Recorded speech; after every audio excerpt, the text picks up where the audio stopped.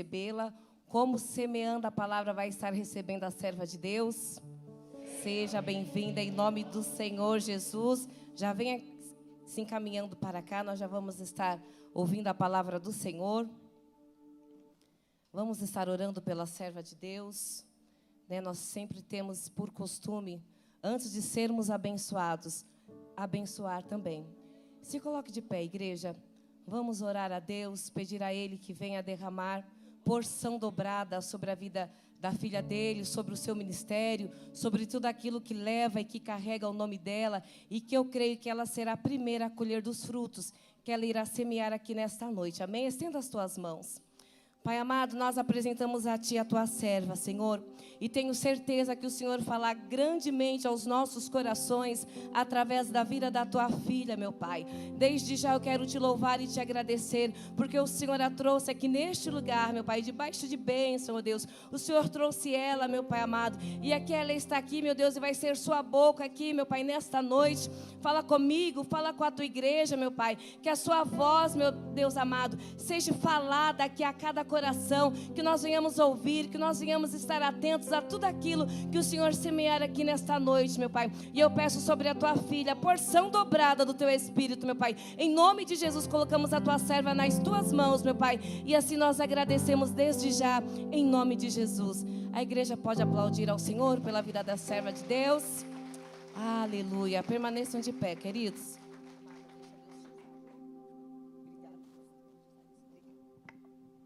Amados, a paz do Senhor.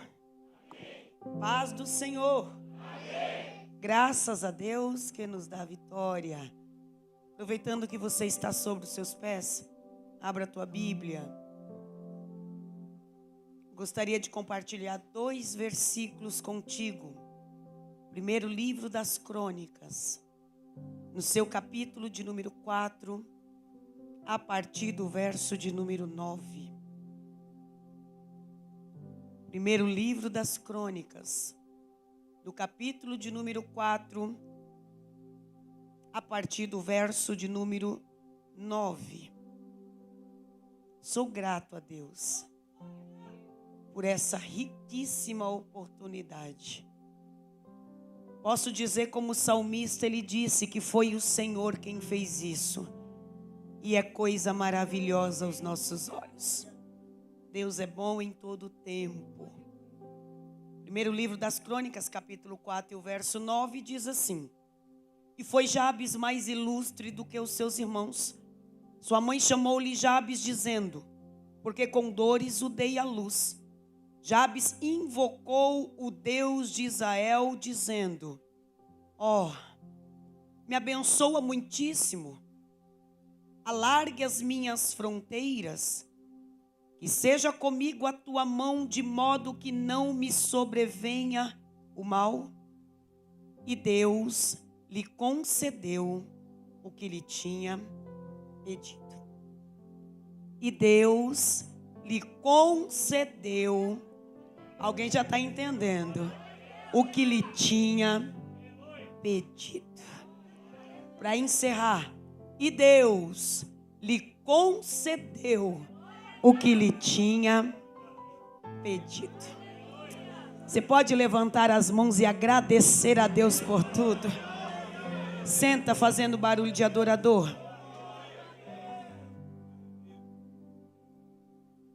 Eu quero agradecer a Deus por essa riquíssima oportunidade de, pela primeira vez aqui nessa casa de oração, adorar a Deus juntos.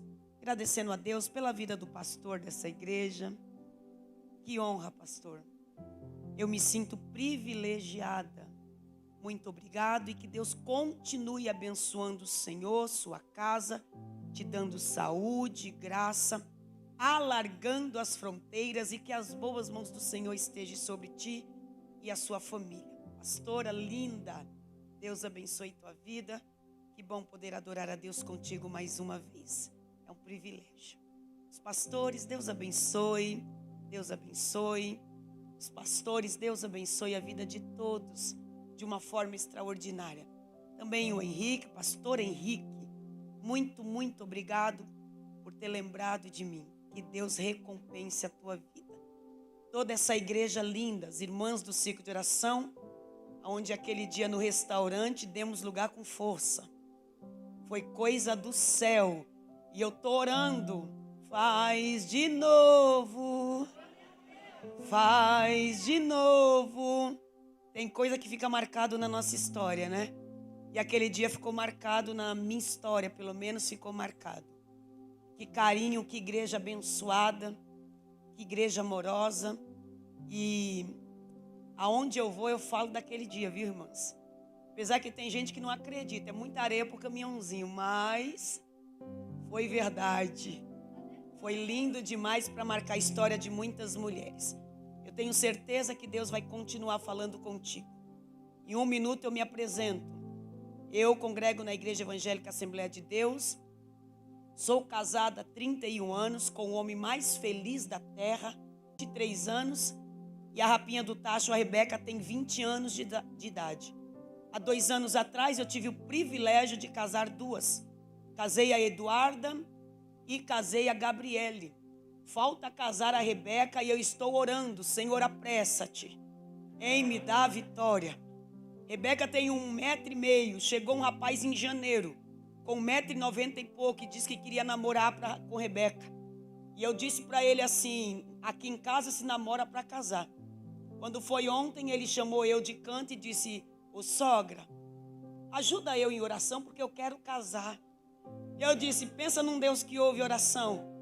E ele disse, mas sogra, eu tô fazendo faculdade, estou estagiando, então não tem como casar. Eu falei, mas Deus vai alargar as fronteiras e tu vai casar para a glória de Deus.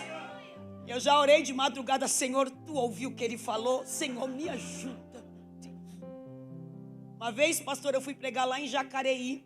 E lá em Jacareí, uma irmã me chamou no final da mensagem e disse assim, irmã, ora por mim. E eu disse, por que eu vou orar? E ela disse, meu filho vai casar e eu estou com depressão porque meu filho vai casar. Eu disse, sabe de nada, inocente. Meu Deus do céu. Na verdade, fazem 2 anos que elas casaram, mas até hoje não teve um domingo que eu fiquei só. Porque você pensa que filho vai embora? Não, ela traz mais um. E isso é coisa boa.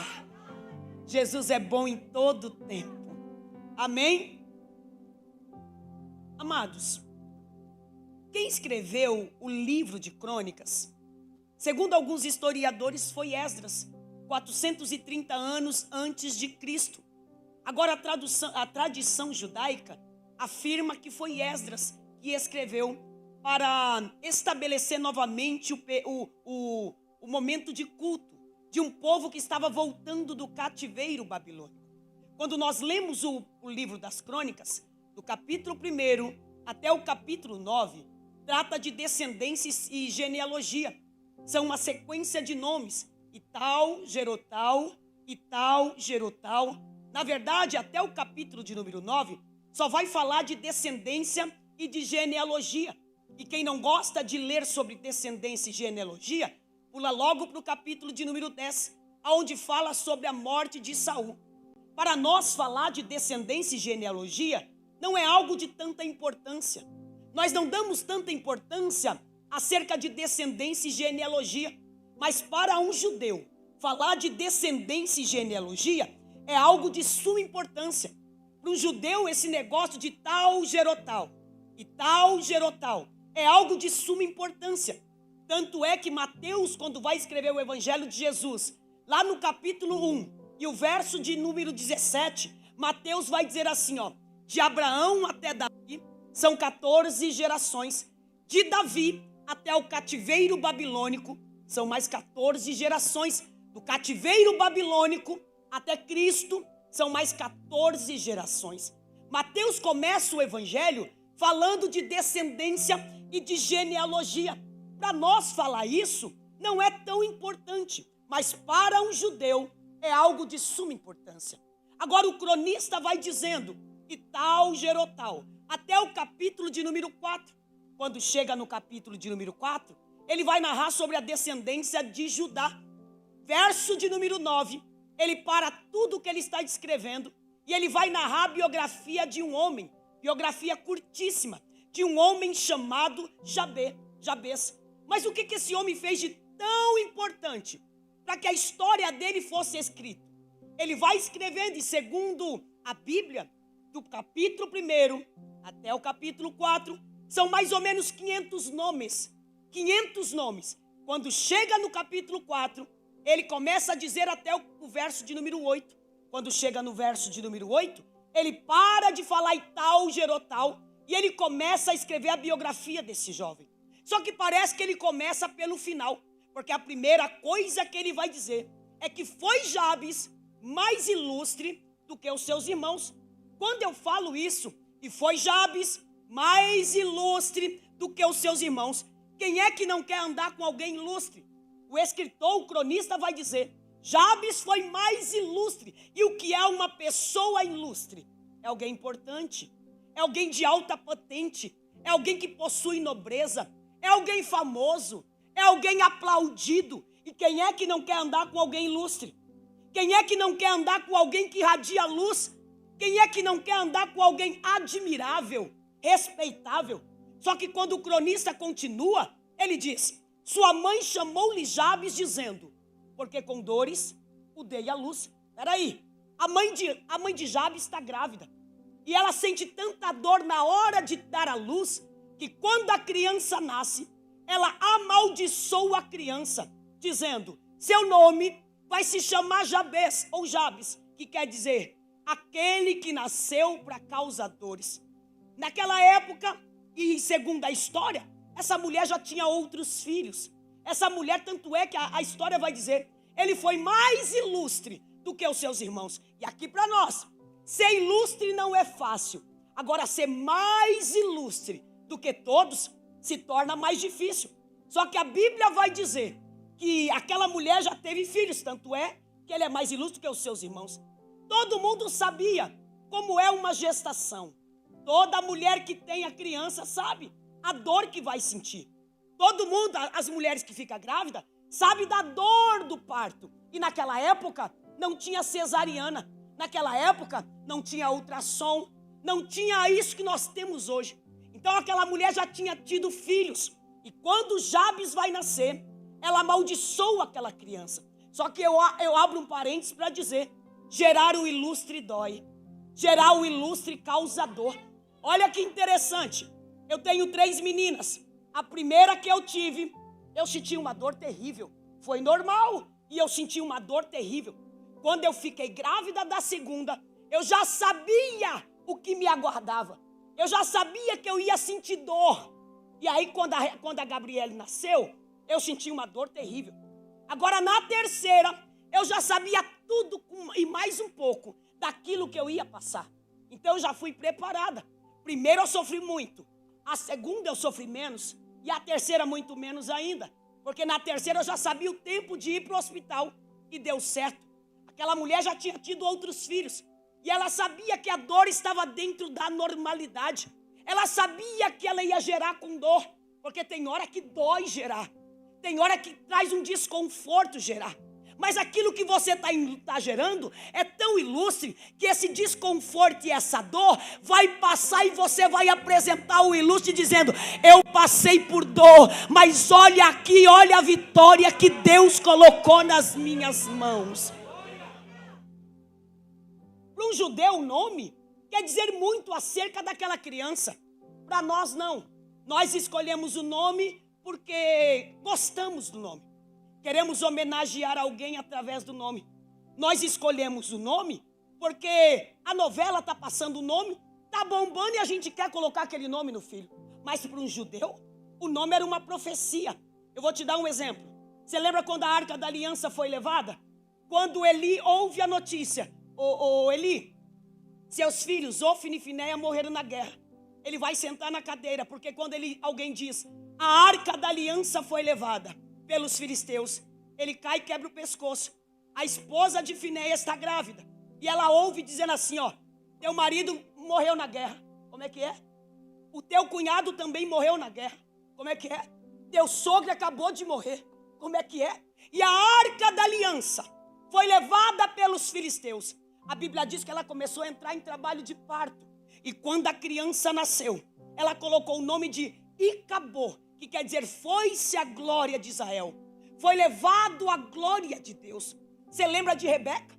Rebeca não gerava. Isaac agora vai orar 20 anos. Isaac ora incessantemente, para que Rebeca agora esteja grávida. E Rebeca agora está numa gravidez. Pensa na alegria da mulher, 20 anos orando, agora está gerando. Que coisa linda. Só que ela começa a sentir um desconforto. E ela vai orar. E quando ela vai orar, ela vai perguntar: ó Deus, o que está acontecendo no meu ventre? Não tinha ultrassom como hoje. Só que Deus vai revelar: há 2 nações no teu ventre. Fica tranquilo. O maior vai servir o menor. Dia do parto, primeiro que nasce, Esaú. Quando o pai viu Esaú nascendo, peludo, vermelho, Esaú, peludo. Só que agarrado no calcanhar de Esaú. Lá vem quem? Jacó. Quando ele olha aquele menino agarrado, ele olhou e diz: Jacó, aquele que agarra. Você quer ver outro? Você lembra de Raquel? Raquel está grávida do seu segundo filho. Na hora dela ter a criança, quando a criança nasce, ela começa a sentir que a morte está rodeando. Ela olha para a criança e diz: o nome dessa criança vai ser Benoni, que quer dizer filho da minha dor. Quando Raquel morre, o Jacó diz: como é que é? Meu filho não é filho da minha dor. Meu filho não vai se chamar Benoni. Meu filho vai se chamar Benjamim, que quer dizer filho da minha mão direita. Oh, meu Deus. Deus te traz aqui nesta noite só para liberar uma palavra para você. Eu não quero saber qual é o teu nome. Eu não quero saber o nome que te deram. Eu não quero saber nem o teu apelido. Deus não vai mudar o teu nome. Mas nessa noite, através dessa palavra, Deus vai mudar a tua história.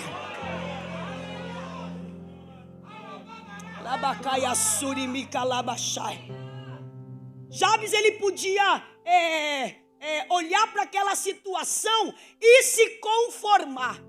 Jabes podia olhar para aquela situação e dizer: o que eu vou fazer? Viaja comigo. Jabes nasceu, a mãe colocou o nome de causador de dores. No meu caso, eu ia olhar para as meninas e dizer: não ande com Jabes não, porque o nome dele quer dizer quem ele é. Imagine Jabes brincando com as crianças. Ei, qual é o teu nome? Ah, meu nome? Meu nome é Davi, que quer dizer amado de Deus. E o teu? Ah, o meu nome? Meu nome é Daniel, que quer dizer Deus é o meu juiz. E o seu? Meu nome? Meu nome é Sara, que quer dizer princesa. Mas e o teu? Meu nome? Meu nome quer dizer Jabes, aquele que causa dores, nascido para causar dores.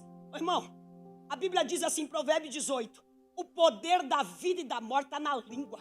Vou te dar um exemplo. Eu nasci fadado ao fracasso, casei fadado ao fracasso. Foram 5 anos de fracasso. Todos diziam: tua mãe casou mais de 2 vezes, você também. Tuas irmãs casaram mais de 2 vezes, você também. Por que ninguém da família deu sorte no casamento e você vai dar sorte no casamento? Só que 5 anos meu casamento foi frustrado. Eu conheci Jesus depois de 5 anos, porque eu nasci na igreja, mas não conhecia Jesus. 5 anos depois de casada, que eu não aguentava mais o meu esposo, Deus criou uma situação, para nós entrando dentro da igreja, aceitando a Cristo. Quando eu e meu esposo se ajoelhou, toda a maldição caiu por terra. E o mais interessante, eu não quero saber se o casamento delas deu errado. O meu tem 31 anos de casamento. Eu não quero saber se os filhos dela deu errado. O meu vai dar certo. Se o poder da vida e da morte está na língua, tua casa vai dar certo, tua família vai dar certo, teu casamento vai dar certo. Eu e a minha casa serviremos ao Senhor.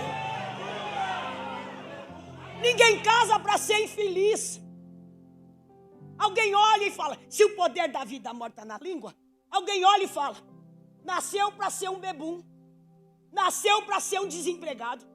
Aonde coloca a mão quebra. Você vai se satisfazer, aceitar isso que estão dizendo? Se o poder da vida e da morte está na língua, eu não aceito isso. Eu rejeito essa palavra, que eu não vou dar certo. Quem disse que eu não vou dar certo? Eu não aceito essa palavra, porque eu nasci para dar certo, eu nasci para prosperar. Alabacaia Súria. Jabe podia ver aquela situação e dizer, mas fazer o quê?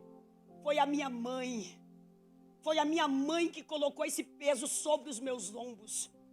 Eu vou fazer o quê? A Bíblia diz que ele toma uma atitude. Vou repetir. A Bíblia diz que ele toma uma atitude. E qual é a atitude que Jabes vai tomar? E Jabes invocou. Alabacaia Surimika Alabachai. Ele podia olhar e falar, fazer o quê, né? A minha mãe colocou esse nome, eu aceito. Não. E Jabes invocou o Deus de Israel, dizendo, e o que é invocar? Invocar é chamar a atenção. Invocar é importunar. Ele vai orar. E a oração dele é uma oração diferenciada. Por quê? Porque só quem foi humilhado sabe o que é passar por humilhação. Só quem viveu de favor sabe o que é viver de favor. Só quem precisou sabe o que é precisão.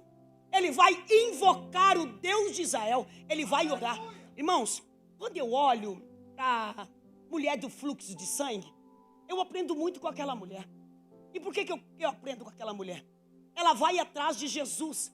E ela fala assim, ó, se eu tão somente tocar nas orlas dos seus vestidos, eu serei curado. Ela já vai com o pensamento, eu vou tocar na orla dos vestidos de Jesus e eu vou ser curado. Quando ela toca, de Jesus sai poder, a mulher é curada. Jesus para, e quando Jesus para, Jesus diz assim, ó, alguém me tocou. Como é que é, Jesus? Peraí, a multidão está aqui, e a multidão está te apertando e te oprimindo. E o Senhor pergunta quem tocou? Eu aprendo algo com os céus. Existem 3 tipos de pessoa: aquele que toca, aquele que aperta e aquele que oprime. Se eu apertar e oprimir, eu não vou tirar a virtude. Mas se eu tocar diferente, Alabacaia Surimika Alabachai. Como pode estar com Jesus apertando e oprimindo? Jabes invocou, chamou a atenção de Jesus. E oração faz o que você não pode fazer. Oração vai aonde você não pode ir. Oração fala o que você não pode falar. Oração atravessa a fronteira. Oração entra dentro de UTI. Deus está te convocando para Alabacaia Súria. Tem coisas que vai acontecer através da oração. Ora, clama a mim, responder-te-ei, anunciar-te-ei coisas grandes e firmes que não sabe. Oração é oxigênio da alma. Nós somos uma geração que trabalhamos muito e conquistamos muito menos. Quando eu olho para Ana, eu vejo Ana entrando dentro do templo. O que ela queria? Um filho. Deus deu sacerdote, profeta e juiz para Ana. Quando eu olho o rei Ezequias, doente, Deus dando uma ordem para Isaías: vai até a casa de Ezequias e diga para ele que ele vai morrer dessa enfermidade.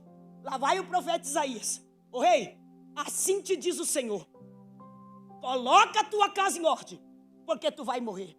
Ó, Isaías foi embora, deu o recado e deixou. Só que a Bíblia diz que o rei colocou o rosto para a parede e disse: Senhor, lembra-te, eu andei em retidão.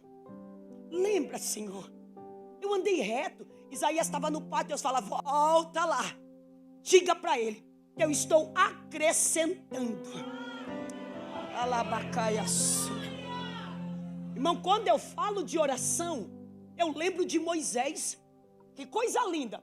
Moisés subiu ao monte. Quem estava lá debaixo via raios, relâmpagos e trovões. Que coisa linda. Quando Moisés descia, ninguém conseguia encarar Moisés na face. Tinha que colocar um véu, porque o rosto de Moisés brilhava. Um dia, Arão e Miriam começou a ir contra Moisés. Peraí, quer dizer que na congregação só tem Moisés? Deus só fala com Moisés. Tudo é Moisés. É Moisés para cá, é Moisés para lá. E ainda casou com a Cuxita. Quer dizer que é tudo Moisés? Está escrito assim, ó, Números capítulo 12. E Deus ouviu. Meu Deus. E Deus ouviu. Quando Deus ouviu, Deus deu uma ordem. Arão, Miriam, Moisés, os 3, entra dentro da tenda da congregação. Os 3 entram dentro da tenda da congregação. A nuvem fica na porta da tenda. Ou seja, eu quero ver você sair daqui sem eu tratar antes com você. Oh, meu Deus. Aí Deus vai dizer assim: ô Arão, ô Miriam, se houver, o que é se para você? Se houver profeta no meio do meu povo, eu falo com ele em sonhos, visões e até dou revelação. Mas para o meu servo Moisés, face a face eu falo com ele, como um amigo fala com outro amigo. Irmão, não toque em quem ora não, que você vai pagar um preço terrível. Deus está convocando, se você orar, as comportas do céu vão se abrir. Oração é hábito, oração é disciplina. Salmo 55, o salmista vai dizer: pela manhã, à tarde, ao meio-dia, orarei ao Senhor e Ele me responderá. Aí a gente canta, né? Porque a gente é bom de cantar. A gente é top. A gente pega o hino lá da Raquel Silva, coloca lá e começa: e o leão vai dormir. A gente canta bem. Cantar. Só que eu aprendi que cantar até papagaio canta.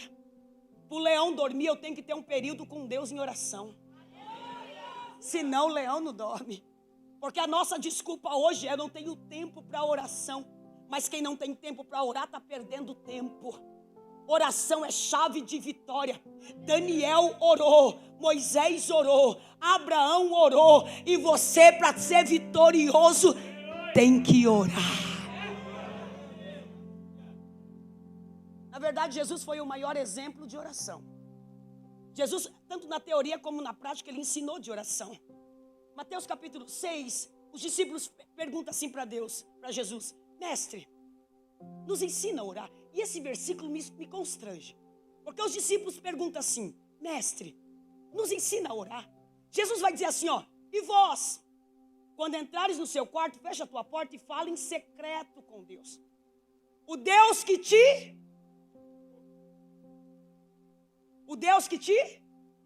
Ele não me ouve. Primeiro ele me vê. Está escrito assim, ó: o Deus que te vê. Aqui para nós, irmão. Quando eu entro no meu quarto para orar, eu não quero que ele me veja. Eu quero que ele me ouça.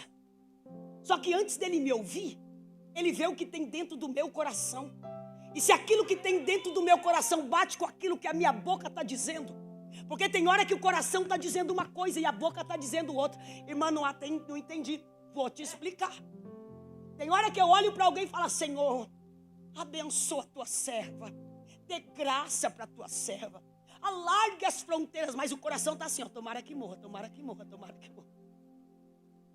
Porque aqui para nós, antes a gente falar, ele já sabe o que a gente vai pedir e falar. Oração é um hábito, e você não tem que orar até Deus te ouvir. Você tem que orar até você ouvir Deus. Olha que interessante. Jabes invocou o Deus de Jacó, ou Deus de Israel. Ele sabia que Deus havia mudado a história de Jacó através da oração. Você lembra lá no Val de Jaboque? Jacó agarrou o anjo e falou: eu não vou te largar enquanto tu não me abençoar. Qual é o teu nome? Meu nome é Jacó. A partir de hoje, você vai se chamar Israel. Olha, Jabes, como o Senhor mudou a vida de Jacó, muda a minha vida também. Olha o que a Bíblia diz: e Jabes invocou o Deus de Israel, Deus de Abraão, Deus que faz promessa, Deus de Isaac, Deus que cumpre a promessa, Deus de Jacó, Deus que me ajuda na promessa que Ele mesmo fez para a minha vida. Ele vai invocar, e a primeira coisa, esse Jabes, ele é muito ousado, porque ele não vai orar de qualquer maneira. A primeira coisa que ele vai pedir: ó Deus, me abençoa. Mas não pode ser pouco não, tem que ser muitíssimo. Primeiro pedido dele: me abençoe muitíssimo. Provérbios capítulo 10 e o verso 22 diz assim, ó: a bênção do Senhor é que enriquece e não acrescenta dores. Você tem coragem de fazer essa oração no final dessa mensagem? Ó Deus, eu quero que o Senhor me abençoe, mas não pode ser pouco. tem que ser muito. Deus vai te abençoar sobremaneira. Você lembra o que ele disse para Abraão? Eu vou te abençoar e você vai ser uma bênção. Vou abençoar quem te abençoar e vou amaldiçoar quem te amaldiçoar. Eu pensava que bênção de Deus era ter muito dinheiro. Eu pensava que bênção de Deus era andar nos carros importados. Eu pensava que bênção de Deus era ter uma casa de uma esquina para outra. Irmãos, isso é bênção de Deus e é louvável. Mas a maior bênção que nós temos é ter paz dentro de casa. Porque aqui para nós, o dinheiro pode até comprar um parque de diversão, mas não compra alegria. O dinheiro pode comprar um hospital, mas não pode comprar saúde. O dinheiro pode comprar muitas coisas, mas não compra paz. Até que quando eu aceitei a Cristo, só tinha um ovo para comer dentro de casa. E a gente comeu aquele ovo dando glória a Deus, com paz dentro de casa. Sabe o que é ser abençoado? É ter paz no casamento, é ter paz com os filhos, é poder colocar a cabeça no travesseiro e viver em paz com Deus. Deus está abençoando o crente de uma forma extraordinária. Olha o que ele pediu: me abençoa, mas não pode ser pouco, tem que ser muito. Ô, irmão, você quer ver uma coisa? Você lembra de Pedro? Tava à noite, a embarcação estava quase indo a pique por causa da chuva e o vento.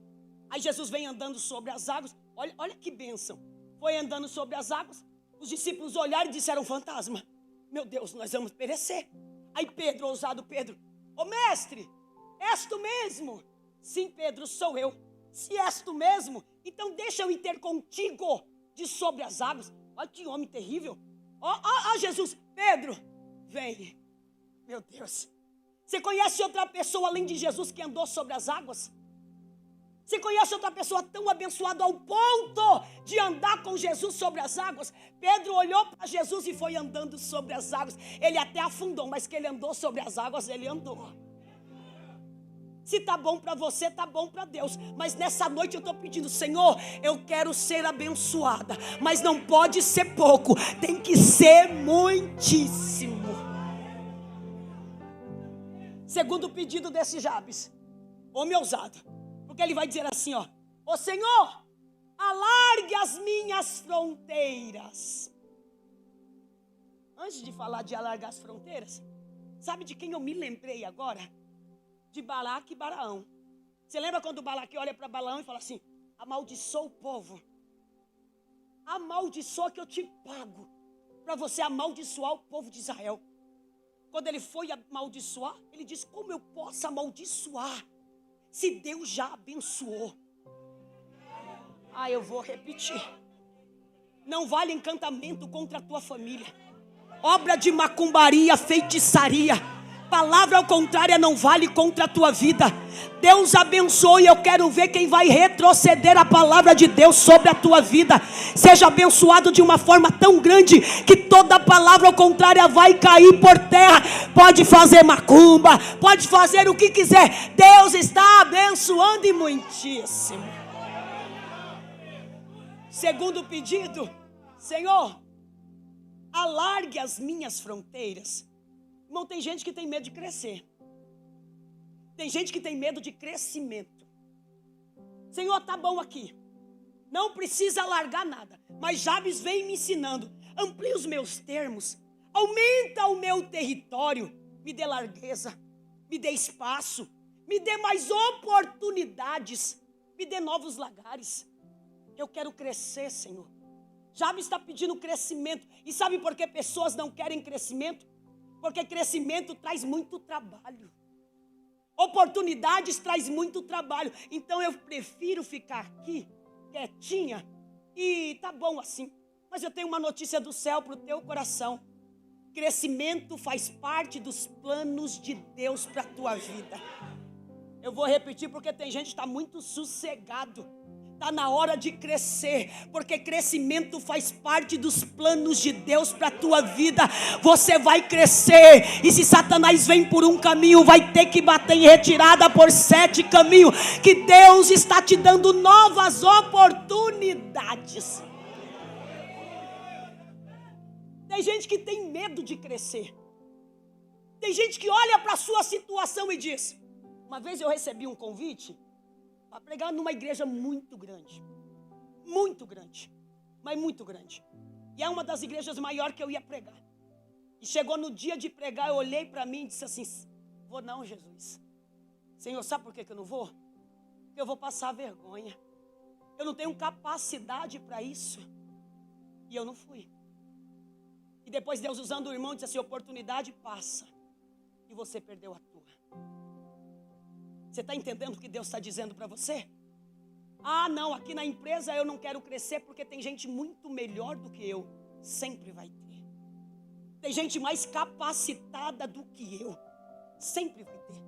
Pessoas colocam dificuldade naquilo que Deus já abriu as mãos. Eu vou repetir o que eu disse. Deus vai te dar oportunidades. Deus vai colocar o teu nome no coração de alguém. Agarra a oportunidade, porque Deus vai alargar, Deus vai ampliar a tua vida espiritual e a tua vida material. Isaías no capítulo 54 e verso 2, Isaías vai dizer assim, ó: amplia o lugar da tua tenda, estenda-se as cortinas da tua habitação, não os impeça. Alongue as tuas cordas e fixa bem as tuas estacas. Para crescer para cima, primeiro você tem que crescer para baixo. Porque se você crescer para baixo, e quando você começar a crescer para cima, pode vir o vento que for, você não vai cair. O problema, tem gente que primeiro quer crescer para cima, mas o alicerce de uma casa nunca começa em cima, sempre começa embaixo. Vou te dar um exemplo. Enquanto Davi estava cuidando das ovelhas do seu pai, ele não era ninguém. Ele matava urso, matava leão, simples assim, cuidando da ovelha do pai. Foi Deus criar uma situação. Ele está tocando e o espírito maligno está batendo retirada da vida de Saul. Quando estourou uma guerra, o Jessé, o pai de Davi, falou: vai lá na guerra, me traga notícia da guerra, vê o que está acontecendo. Davi, quando chega na guerra, ele pergunta assim: se alguém vencer esse homem aí que está gritando, você nunca vai ver Davi chamando Golias de gigante. Você vai ver Davi chamando Golias de incircunciso. Mas quando alguém olha para Davi e diz assim, ó: quem derrotar esse Golias não vai pagar imposto. Ele: opa! Quem vencer esse Golias vai casar com a filha do rei. Opa! Ele está afrontando o exército do Deus vivo. Eu vou contra ele. Golias, quando viu Davi, Golias olha para Davi e diz assim, ó: ei, sou algum cão para tu vir a mim com pau e pedra? Só que Davi olha para ele e diz assim, ó: tu vens a mim com lança, com espada e com escudo, mas eu vou a ti em nome do Senhor dos exércitos. Ah, você vai crescer. Deixa eu te contar um testemunho. É triste. Quando eu cheguei lá na minha igreja, tem um pastor que partiu para a eternidade. Ele morreu 1 ano e pouco atrás de Covid. Mas foi com ele que eu aceitei Jesus. Pastor Paulo Eugênio. E o que aconteceu? Um belo de um dia, culto de domingo, a igreja estava lotada, que nem hoje assim. E o pastor Paulo Eugênio disse assim: coral, se prepare para louvar. Enquanto o coral se prepare para louvar, irmã Sandra, depois que o coral louvar, prepara aí uma palavra. Prepara aí uma palavra. E o coral levantou. Não esqueça nunca o hino.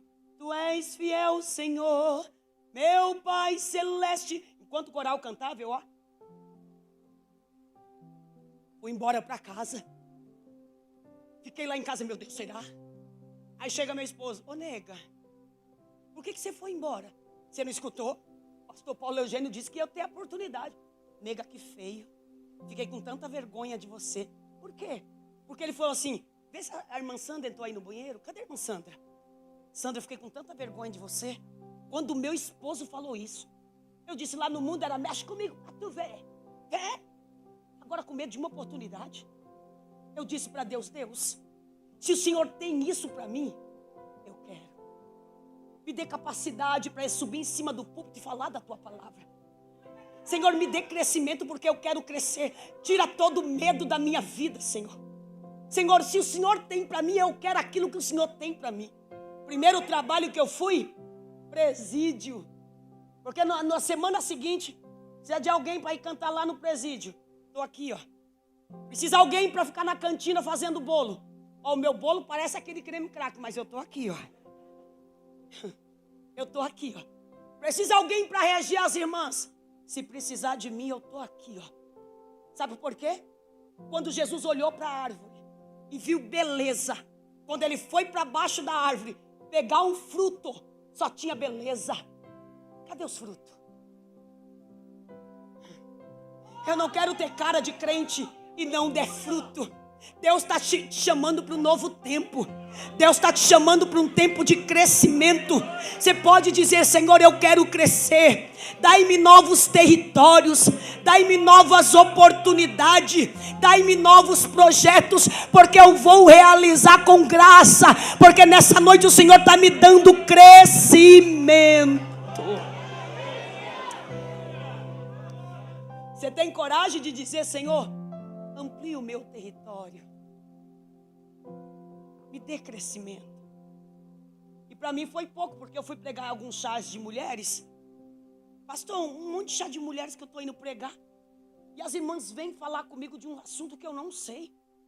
Eu sei a luz da palavra, mas falar sobre depressão, síndrome do pânico, eu disse: Senhor, o que eu faço?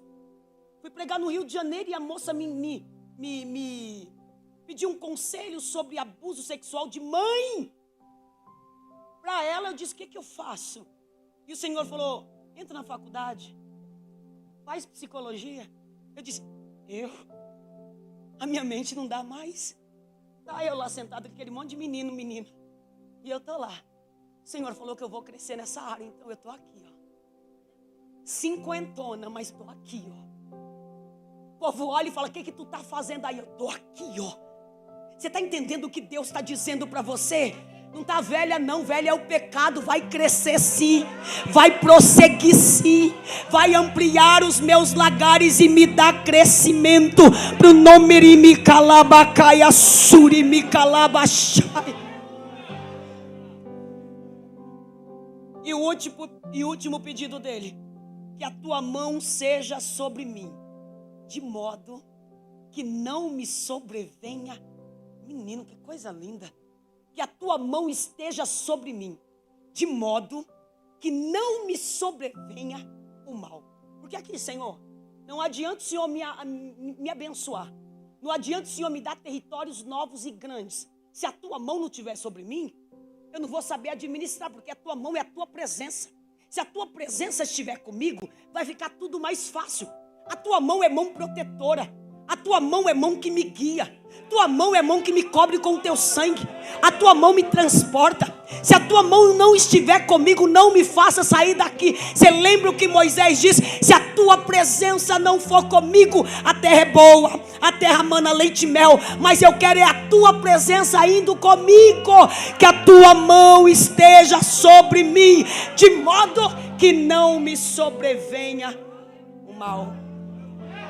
Isaías 41:10, Isaías vai dizer: não temas, porque eu sou contigo, não te assombre, porque eu sou o teu Deus, eu te fortaleço, e eu te ajudo, e eu te sustento com a destra da minha justiça.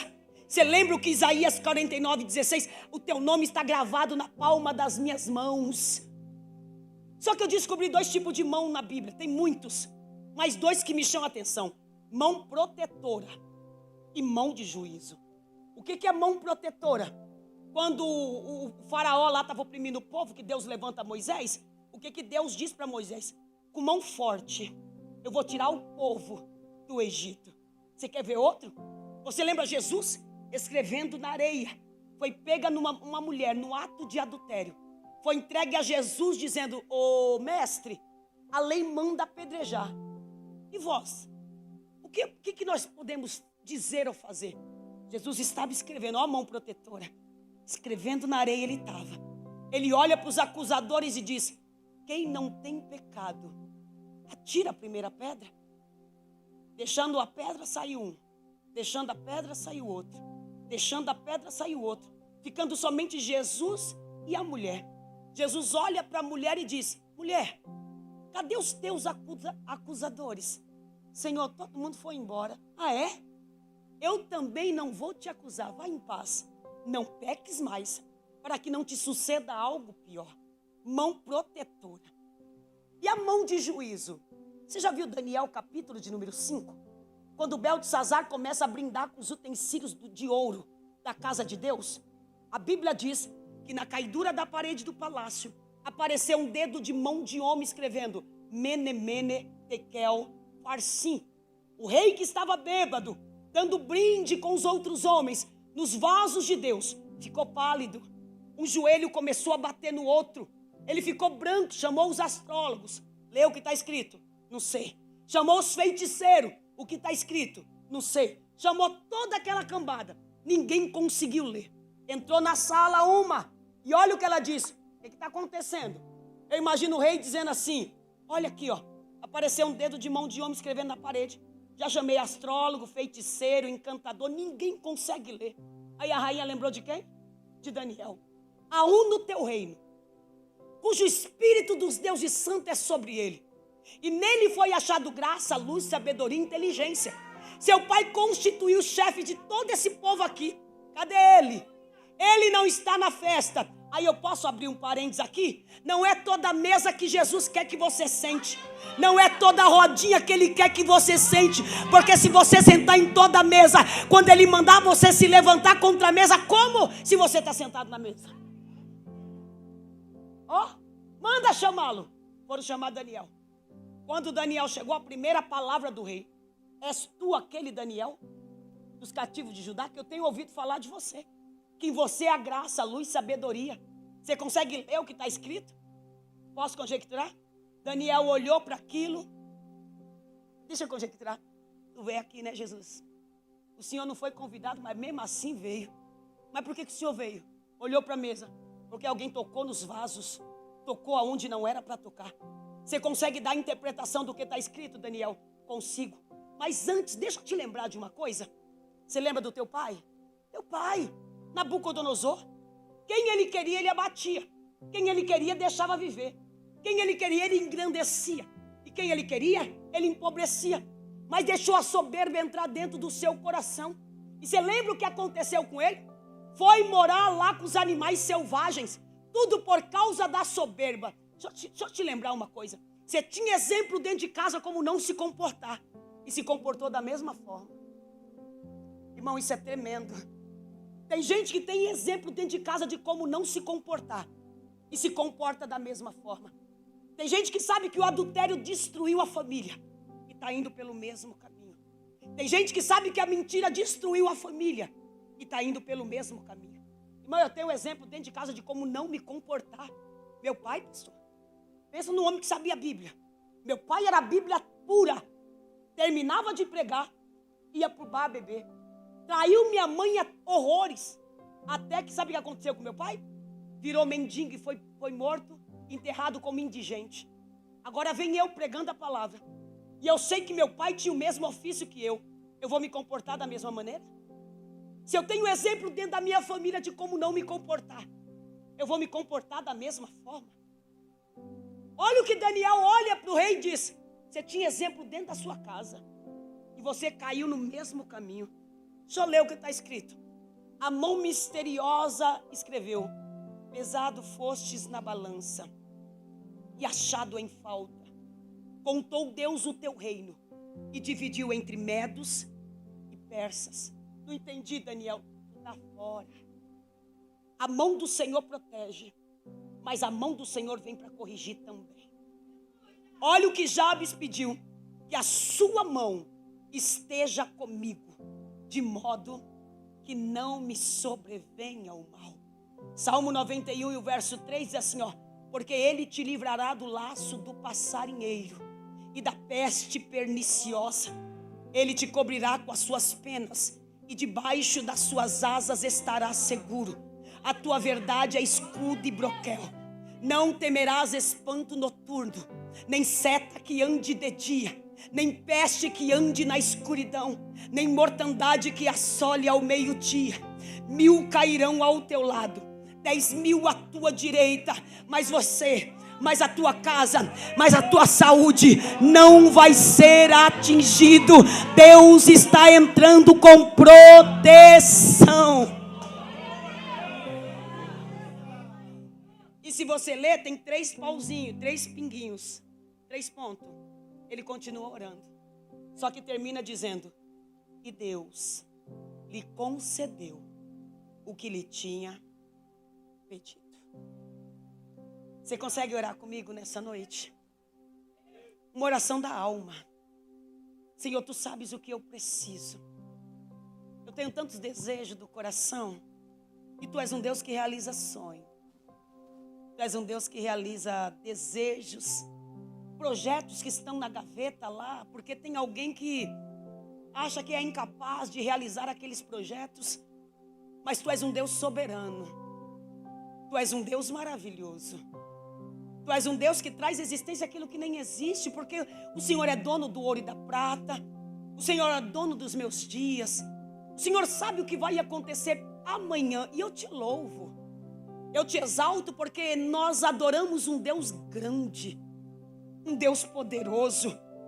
Senhor, são 13 anos de festa. E não vai ficar só nisso, porque o Senhor vai alargar de uma forma que todo esse bairro vai entender que Deus está fazendo prodígios e maravilhas nesse lugar. Quem entrou doente vai sair curado. Senhor, e é doença, Senhor, não é dor de cabeça. É doenças incuráveis, que o diagnóstico do médico foi de morte, mas o Senhor muda diagnóstico só para dar vitória para aquele que crê em Ti. Tu és um Deus tão poderoso. Enquanto esse pai e essa mãe está aqui, tem filhos lá nas drogas, mas o Senhor é um Deus que restaura. O Senhor é um Deus que tira do monturo. E nós somos um crente com tanta fé, que não é só tirar do monturo, é colocar entre os príncipes também. Porque esse é o desejo do nosso coração. Senhor, nós adoramos um Deus vivo. Eu tenho um pai poderoso, um pai que cuida, um pai que zela, um pai que não há sombra de variação. Marca a vida desse crente, meu pai, porque tu és poderoso para fazer infinitamente mais. Alabacaia Súria. Tem gente que entrou aqui que não sabe o que é sentir a tua presença, Pai. Mas dessa noite vai sentir algo tão tremendo. Senhor Jesus, abraça a alma dele, a alma dela. Tenha um encontro com ela nas madrugadas, porque o Senhor vai acordar na madrugada. Decalabacaia Súria. E tudo vai ser para a glória do teu nome. Se tiver alguma porta fechada, o Senhor vai escancarar para a glória do teu nome. Eu sou, é só chamar. Não, isso. Eu sou teu pai. É só chamar. Não é sobre religiosidade. Eu quero intimidade. Está.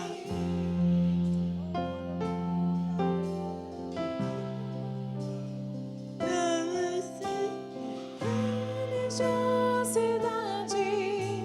Eu quero intimidade. Eu sou teu pai. É só chamar. Não é sobre religiosidade. Eu quero intimidade. Toca aí no ombro desse irmão que está do teu lado e diz: e Deus ouviu a tua oração. E Deus ouviu a tua oração.